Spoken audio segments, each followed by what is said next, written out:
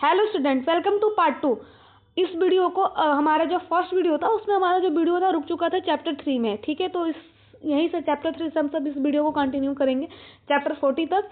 तो चैनल को सब्सक्राइब जरूर कर लेना, अपने दोस्तों को शेयर जरूर करना। ठीक है, अगर कोई भी पहला व्यूअर है, ठीक है, कोई भी इस वीडियो को फर्स्ट बार आया है तो उसको कोई दिक्कत ना हो, इसलिए इस चैप्टर 1 और चैप्टर 2 के जितने भी इंपॉर्टेंट क्वेश्चन है उसके बारे में भी हम जहाँ जहाँ पर स्टार लगाएंगे वो सारे इंपॉर्टेंट क्वेश्चन है, तो एक बार पढ़ लेना। पार्ट 1 का जो लिंक है डिस्क्रिप्शन पे आपको मिल जाएगा। तो जो इसमें इंपॉर्टेंट क्वेश्चन है उस पर टिक लगाते रहना। ठीक है, तो इसका जो इंपॉर्टेंट क्वेश्चन है फटाफट देखते रहो। इसका जो इंपॉर्टेंट क्वेश्चन है आपको एक लगाना है क्वांटिकरण। ठीक है, इस क्वांटिकरण पर आप सब स्टार लगाओ, क्योंकि एक पूछ सकता है क्वांटिकरण किसे कहते हैं। ठीक है, इसके बाद आपको देखना है कूलाम का नियम। कूलाम के नियम पर टिक लगाओ, 3 नंबर का क्वेश्चन है। ठीक है, इस पर टिक लगाते चलो। कूलाम का नियम अगर आपने नहीं पढ़ा तो चैप्टर 1 और 2 का जो लिंक है डिस्क्रिप्शन बॉक्स में मिल जाएगा। वैद्युत क्षेत्र और वैद्युत बल रेखा है, इसको टिक लगाओ। और परीक्षण आवेश किसे कहते हैं और वैद्युत बल रेखाओं एवं चुंबकीय बल रेखाओं में क्या अंतर है, इसको भी फटाफट टिक लगाते रहो। ये 3 नंबर का डेरिवेशन है जो पूछ सकते हैं, 2022 में पूछा था। बिंदु आवेश के कारण वैद्युत क्षेत्र की तीव्रता, इसको पूरा डिटेल में बताया गया है। आप सबको लिंक है डिस्क्रिप्शन बॉक्स में मिल जाएगा, वहाँ जाइए देखिए। और आपको टेलीग्राम पे इसके नोट्स है, PDF नोट्स, वहाँ पर आपको मिल जाएंगे। वैद्युत क्षेत्र की तीव्रता, ये भी इंपॉर्टेंट क्वेश्चन है, इस पर टिक लगाओ। अब वैद्युत विभव और वैद्युत द्विआगुण किसे कहते हैं। ठीक है, तो वैद्युत द्विध्रुव का पता नहीं, लेकिन वैद्युत द्विध्रुव आगुण आपके एग्जाम में आएगा ही आएगा। ठीक है, तो इस पर आप सबको टिक लगाना है। इसके बाद हमारा है ई अक्षीय स्थिति और निरक्षीय स्थिति, दोनों क्वेश्चन टिक लगाओ। दोनों 10 नंबर का आएगा, जिसमें से आपको 1 नंबर का करना होगा और आपको 5 नंबर उसमें मिलेंगे। ठीक है, तो इसका पूरा डिटेल आपको मिल जाएगा डिस्क्रिप्शन बॉक्स में, वहाँ से जाके देख लो। इस वीडियो को हम चैप्टर 3 से कंटिन्यू करेंगे। और एक गॉस का प्रमेय है जो एक आएगा, ये आएगा। एक वैद्युत फ्लक्स है, तो वैद्युत फ्लक्स को टिक लगाओ। वैद्युत फ्लक्स का क्वेश्चन इस प्रकार पूछा जाएगा, वैद्युत फ्लक्स की परिभाषा दीजिए और उसमें एक न्यूमेरिकल दे देगा जो इस फॉर्मूले से सॉल्व होगा। ठीक है, चलिए आगे देखते हैं हम सब। गॉस का प्रमेय 5 नंबर में आ सकता है, इसका जो डेरिवेशन है आपको 5 नंबर में पूछ सकता है। तो गॉस का प्रमेय आपको मिल जाएगा डिस्क्रिप्शन बॉक्स पे, वहाँ पर गॉस का प्रमेय किसे कहते हैं, जिसका फॉर्मूला था जो क्या होता है फाई E बराबर Q/E। वैद्युत फ्लक्स के में जो आवेश होता है वो एप्सिलॉन नॉट गुना होता है। ठीक है, तो इस टाइप का है। और जो गॉस का अनुप्रयोग है वो भी एग्जाम में आते हैं। और चैप्टर 2 में आपको वैद्युत विभव और वैद्युत विभवांतर ये सब पूछा नहीं जाएगा। ठीक है, इसका डेरिवेशन पूछा जाएगा, तो सिंपल मत देखो। वैद्युत विभवांतर किसे कहते हैं नहीं पूछेगा। इलेक्ट्रॉन वोल्ट क्या होता है 1 नंबर का जरूर पूछेगा। ठीक है, इलेक्ट्रॉन वोल्ट किसे कहते हैं 1 नंबर का, इसका परिभाषा पूछेगा। और वैद्युत क्षेत्र की तीव्रता और विभवांतर में संबंध नहीं पूछेगा, आगे इससे पूछ सकता है। ठीक है, वैद्युत द्विध्रुव के कारण वैद्युत विभव 5 नंबर में एक क्वेश्चन पूछ सकता है। ठीक है, अच्छी स्थिति पे और निरक्षीय स्थिति पे, जहां पर हमको बिंदु P पर वैद्युत विभव ज्ञात करना होगा। ठीक है, और चैप्टर 1 में क्या ज्ञात करना था, वैद्युत क्षेत्र। हाँ बिल्कुल, वैद्युत क्षेत्र ज्ञात करना। तो चलो इंटेलिजेंट तो हो, चलिए ठीक है। अब चैप्टर 3 से कंटिन्यू करते हैं। इसका जो है आप सब ले सकते हो, स्क्रीनशॉट मत लो, आपको टेलीग्राम पे इसका PDF जो है मिल जाएगा, और केमिस्ट्री का भी PDF मिल जाएगा आपको वहाँ पे, तो आपको दिक्कत लेने की नहीं है। हम तब चैप्टर 3 से स्टार्ट करेंगे फिर से। ठीक है, चैप्टर 3 पे हमारा वीडियो रुक चुका था। चैप्टर 3 का इंपॉर्टेंट क्वेश्चन स्टार्ट करेंगे हम सब। ठीक है, तो चैप्टर 3 से हम सब इंपॉर्टेंट क्वेश्चन स्टार्ट करते हैं। वैद्युत धारा होती है। ठीक है, वैद्युत धारा चैप्टर 3 का क्या नाम है, वैद्युत धारा इलेक्ट्रिक करेंट, सबसे इंपॉर्टेंट चैप्टर है गाइस। विद्युत धारा इलेक्ट्रिक करंट क्या होता है, आवेश प्रवाह की दर को विद्युत धारा कहते हैं। मतलब जहां पर आवेश प्रवाहित हो रहा होगा वहीं पर क्या हमारा करंट जनरेट होता है, मतलब विद्युत धारा उसको कहते हैं, जिसका फार्मूला क्या होता है हमारा I बराबर QT, जहां पर हमारा जो I क्या है एम्पियर है, I क्या है एम्पियर है, Q क्या है हमारा कूलाम, और T क्या है हमारा समय है। ओके, 1 डे ग्राफ फिलहाल पूछ सकते हैं एग्जाम में। अपवाह या अनुगमन वेग आप सबको उसमें फर्स्ट पार्ट में आप सबको पढ़ा दिया गया। ठीक है, तो हम सब यहाँ से स्टार्ट करेंगे व्हिटन सेतु ब्रिज से। ठीक है, व्हिटन सेतु ब्रिज।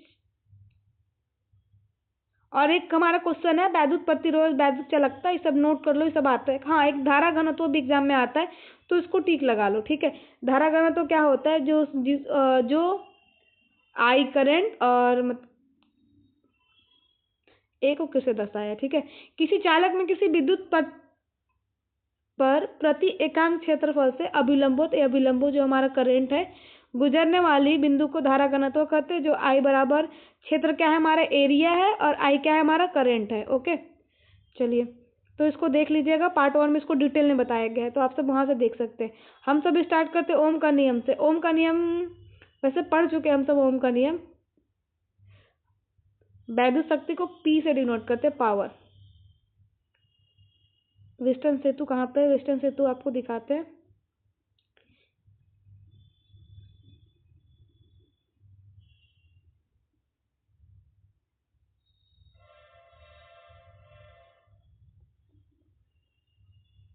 किरचॉफ का नियम से, ठीक है।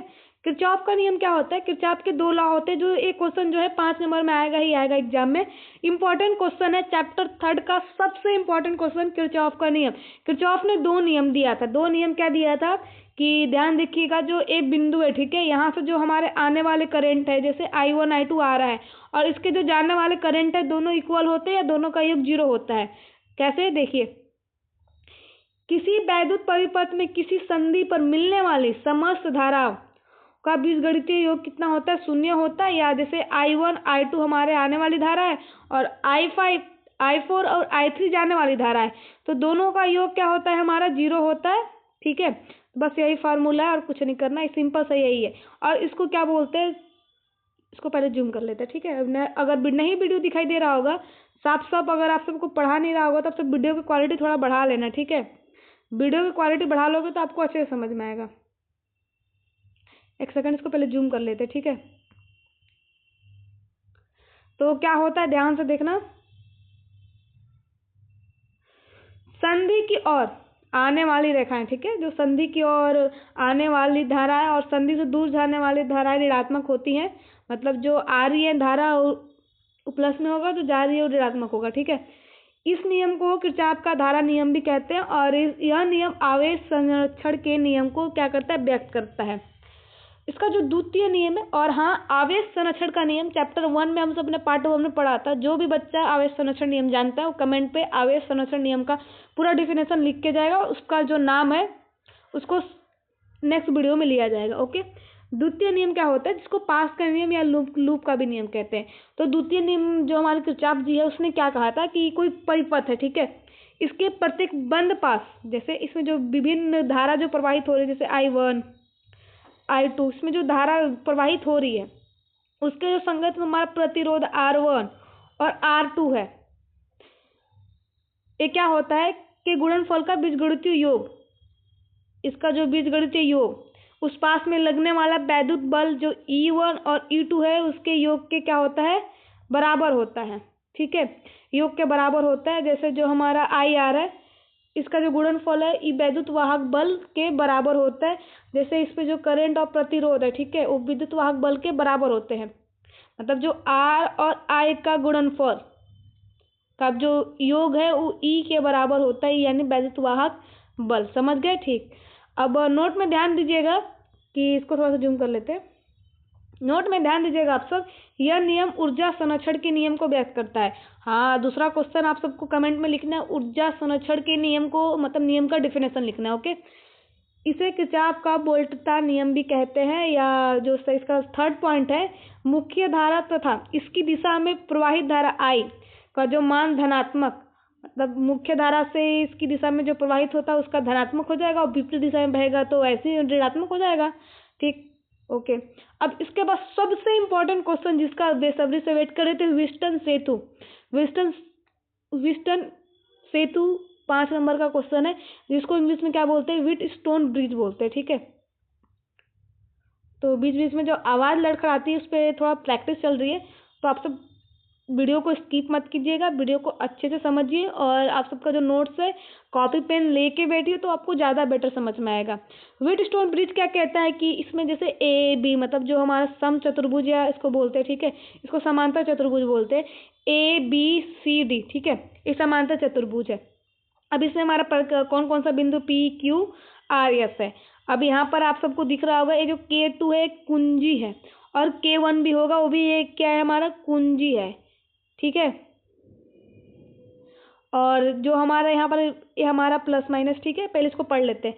इस परिपथ की सहायता से हम सबको क्या ज्ञात करना है? प्रतिरोध की चौथे अज्ञात प्रतिरोध का निर्धारण करना है। इसमें क्या करना है आप सबको समझो कि इसको प्रूफ करना है P/Q।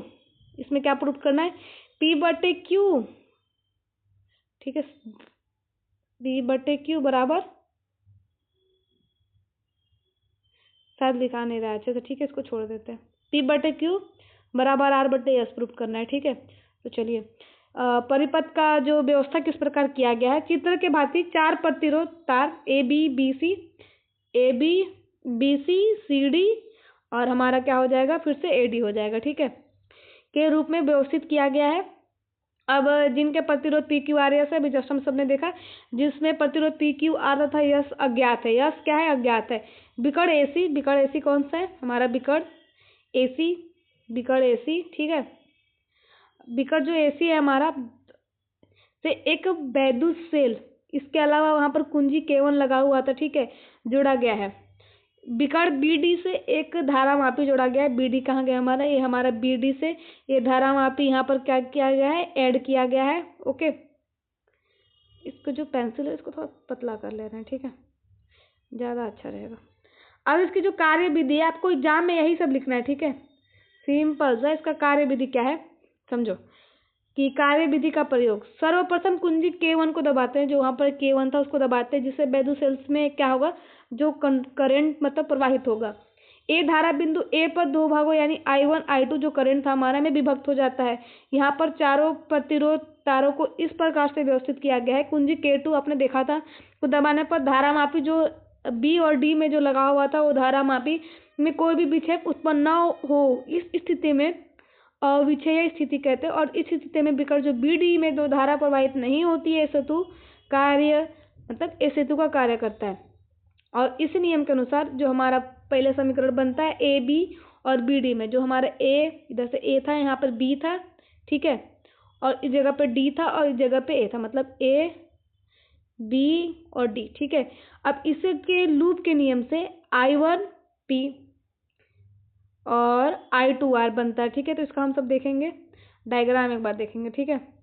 अब इसका डायग्राम देखने के बाद हमारा क्या बना था, यहाँ से IP बना था और इस जगह से IR बना था, तो हमारा समीकरण 1 बन जाता है। इस जगह से हमारा बचेगा IQ बनेगा और यहाँ पर बनेगा IS, ठीक है। तो ऐसे समझ लो, बिल्कुल सिंपल से। देखो यही बना है IP I2R और इसमें क्या बनेगा I1Q, इसमें I2S बनेगा। अब दोनों समीकरण में क्या होगा, I1 I2 cancel, I2 cancel, बचेगा हमारा P/Q बराबर R/S। यही हमको प्रूफ करना था, इसको छोड़ देना, ठीक है, यहीं तक बस प्रूफ करना। ओके डन, चलो ठीक है। चलो नेक्स्ट, व्हीटस्टोन ब्रिज हमारा कंप्लीट। मीटर सेतु AB एग्जाम में आने के चांसेस ज़्यादा रहते हैं। मीटर सेतु क्या होते हैं, अगर व्हीटस्टोन ब्रिज नहीं दिया और किरचॉफ का नियम नहीं दिया तो मीटर सेतु पक्का उठा के आपको देगा ही देगा। तो चलिए, मीटर सेतु क्या होता है कि इसमें ये जो G है ना, ठीक है, और यहाँ पर R प्रतिरोध है। ओके, तो ध्यान से देखना, व्हीटस्टोन सेतु से के सिद्धांत पर आधारित वह उपकरण जिसकी सहायता से किसी चालक तार का मतलब जो हमारा व्हीटस्टोन सेतु है उसको उसका यूज करके हम प्रतिरोध ज्ञात करते हैं किसी चालक का, तो ऐसे उपकरण को मीटर सेतु कहते हैं, ठीक है। तो इसकी जो रचना और कार्य विधि है कैसे कैसे देखो, इसमें लकड़ी के एक तख्ते पर यल लगाकर, ठीक है, ये जो हमारा यल आपको दिख रहा होगा, मतलब यल आकार का, सॉरी, एल आकार की तांबे की दो पत्तियां A और B, A हमारे यहाँ है और B हमारे यहाँ है, ठीक है, चित्रानुसार लगी हुई है। इनके बीच के प्रत्येक एक तीसरी पत्ती में B लगी हुई, मतलब हर तीसरी पत्ती में B लगी होती है। A तथा B के मध्य प्रतिरोध बॉक्स R लगा हुआ है। ये प्रतिरोध बॉक्स है हमारा जो R लगा हुआ है यहाँ पे है, ठीक है, ये प्रतिरोध बॉक्स है, यहाँ पर हमारा R लगा हुआ है। अब आगे क्या है, इसको पढ़ लेना, इसको पढ़ लेना, ठीक है, जो जो भी हुआ है, और PDF में आप लोग देख लेना, ठीक है। तो जो हमारा व्हीटस्टोन ब्रिज का जो हमारा फार्मूला था P/Q बराबर R/S, उसके हिसाब से P बराबर हमारा 1/A, ठीक है। इस नियम के अनुसार यहाँ पर देखो ऊपर लिखा हुआ है कि जो हमारा AC मतलब A तथा C के मध्य 1 मीटर लंबा मैग्नीज, ठीक है, मैग्नीन अथवा कॉन्टेस्टन का प्रतिरोध तार उच्च विशिष्ट प्रतिरोध एवं निम्न प्रतिरोध ताप का गुणांक होता है। तार के समांतर एक मीटर स्केल लगी होती है। अब जो भी इसको पढ़ लेना एक बार, ठीक है, खुद से। और P/Q बराबर R/S व्हीटस्टोन सेतु का मतलब यूज करेंगे इसके फार्मूला का, जहाँ पर आपको दिख रहा होगा कि P बराबर क्या लिखा गया है, P बटे 1/A और Q बराबर क्या होगा हमारा P 100 - L, जो कि इस डायग्राम से आया है L/A। अब आर बटे एस, अब इसके जगह पे जो हमारा ए कैंसिल हो जाता है, पी पी भी कैंसिल हो जाता है, बचेगा हमारा 1/100 माइनस एल आर बटे एस। बस यही फार्मूला का यूज़ करके इसमें व्हीटस्टोन सेतु का मतलब व्हीटस्टोन ब्रिज का इसमें क्या होगा हमारा फार्मूला लगेगा। अब जो हमारे यस इधर आ जाएगा हमारा, तो आर इधर जब चला जाएगा तो इसमें क्या आ जाएगा आर 100 माइनस एल बटे एल। आर का मान हमें ज्ञात है तथा मीटर स्केल में एल का मान पढ़कर यस का मान ज्ञात किया जा सकता है।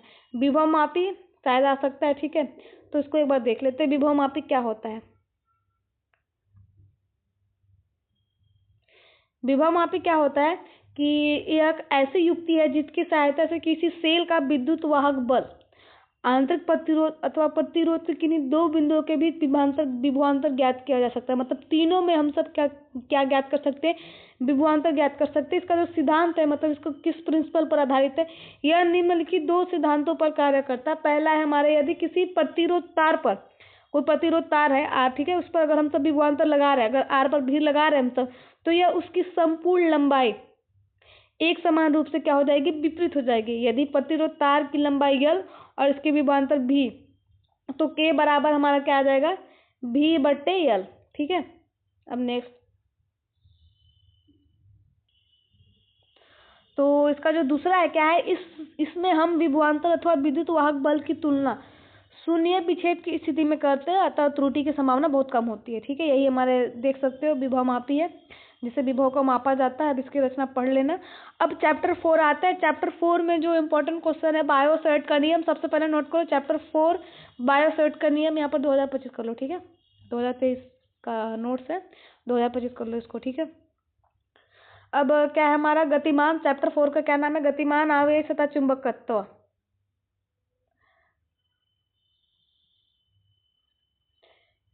ठीक है। एक हमारा क्वेश्चन है बायो सेवर्ट का नियम, इसको पढ़ लेंगे हम सब, या इसका डिस्क्रिप्शन बॉक्स पे लिंक होगा, वहां से बिल्कुल डिटेल में वीडियो पढ़ सकते हो। चुंबकीय क्षेत्र क्या होता है, चुंबकीय क्षेत्र, चुंबक का मतलब समझते हो, जिसमें चुंबक आपने देखा होगा बचपन में, यन को जब पास लाते हैं तो दूर हटते हैं, और ये हमारे इसमें दो ध्रुव होते हैं, यन और यस होते हैं। अब इसका डेफिनेशन पढ़ो कि चुंबक के चारों ओर का वह क्षेत्रफल जहाँ पर चुंबकीय सुई के बल आघूर्ण मतलब में बल आघूर्ण आरोपित होता है, जिससे चुंबकीय सुई एक निश्चित दिशा से आकार ठहरती है, ठीक है। तो चुंबक आप सबने बहुत ज्यादा समझा होगा। अब इसमें देखो क्या होता है, वैद्युत धारा का चुंबकीय प्रभाव। तो वैद्युत धारा का चुंबक में क्या प्रभाव होता है कि जब किसी चालक में, कोई चालक है अगर उसमें हम सब विद्युत प्रवाहित करते हैं, तो उस चालक के चारों ओर क्या हो जाता है, एक वैद्युत क्षेत्र उत्पन्न हो जाता है। मतलब कोई चालक है अगर उसमें हम सब करंट को प्रवाहित करेंगे तो उसमें एक वैद्युत क्षेत्र उत्पन्न हो जाता है। तो इस घटना को वैद्युत धारा का चुंबकीय प्रभाव कहते हैं। आस्टेट का प्रयोग शायद एग्जाम में आ सकता है, स्टार लगा लो, आ सकता है, ठीक है।